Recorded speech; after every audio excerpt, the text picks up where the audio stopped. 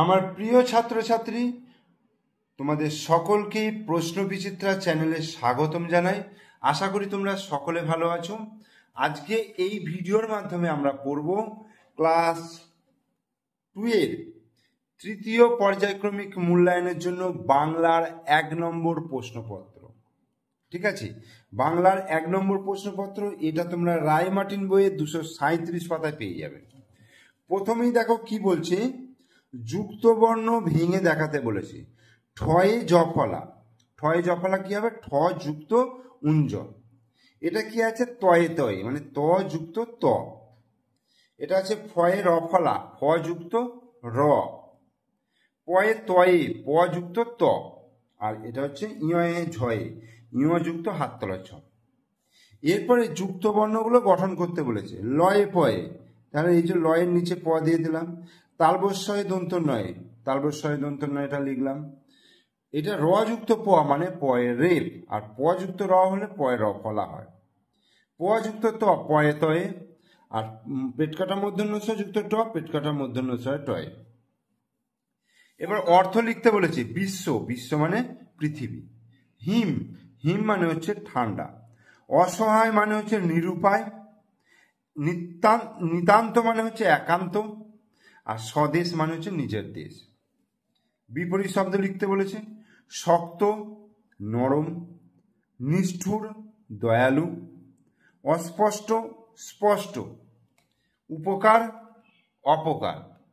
আর বিক্রি, ক্রয়, ক্রয় মানে হচ্ছে কেনা। বাক্য গঠন করতে বলেছে। দেখো, জলহস্তি, আমি বেড়াতে গিয়ে জলহস্তি দেখেছি। ঠিক আছে। চতুষ্পদ মানে 4টে পা, গরু হলো চতুষ্পদ প্রাণী। রাজহাঁস, চিড়িয়াখানায় বড় বড় রাজহাঁস আছে। কিচিরমিচির, পাখিরা সকালবেলায় কিচিরমিচির করে। আর কি? প্রশ্ন, ছেলেটি শ্রেণীকক্ষে খুব প্রশ্ন করে। হয়ে গেল। এলোমেলো বর্ণগুলো সাজিয়ে শব্দ গঠন করতে বলেছে।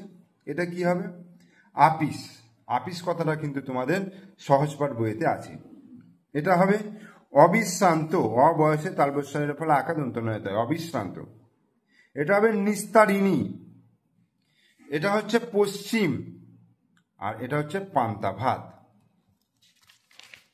এরপরে আমরা চলে আসছি 7 দাগে। দেখো, বাম দিকের সঙ্গে ডান দিক মেলাতে বলেছে। বাম দিকে কি আছে? কাক, মোরগ, মাছরাঙা, বাবুই, কোকিল আর পায়রা। এবার ডান দিকে দেখো, মাথায় লাল ঝুঁটি। কার? মোরগের মাথায় লাল ঝুঁটি। কাকের বাসায় ডিম পাড়ে কে? কোকিল। শান্তির দূত কাকে বলা হয়? পায়রাকে। ছোঁ মেরে মাছ মুখে করে নিয়ে উড়ে যায়, মাছরাঙা।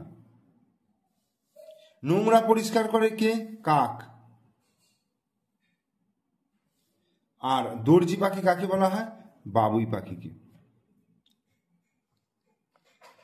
শব্দ জুড়ে নতুন শব্দ তৈরি করতে বলেছে। রাজ, তাহলে রাজমিস্ত্রি লিখতে পারবো, রাজমিস্ত্রি। মাছ, মাছরাঙা। হুতম, হুতম পেঁচা।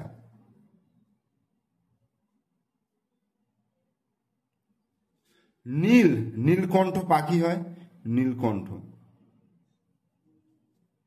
কাঠ, কাঠ ঠোকরা।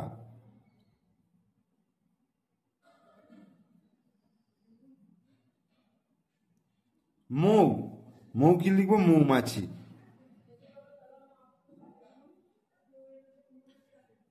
শঙ্খ, শঙ্খচিল। আর কাকা, কাকাতোয়া।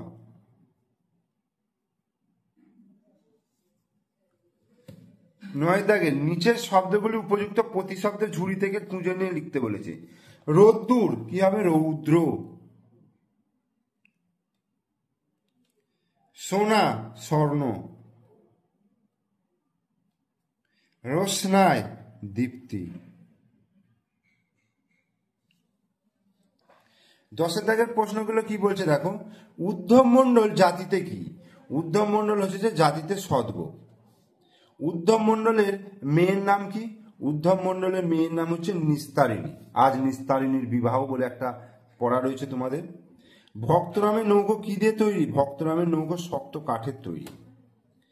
তিলপনি খালের ধারে যখন পালকি এলো তখন রাত্রি কটা বাজে? তখন রাত্রি 10টা বাজে।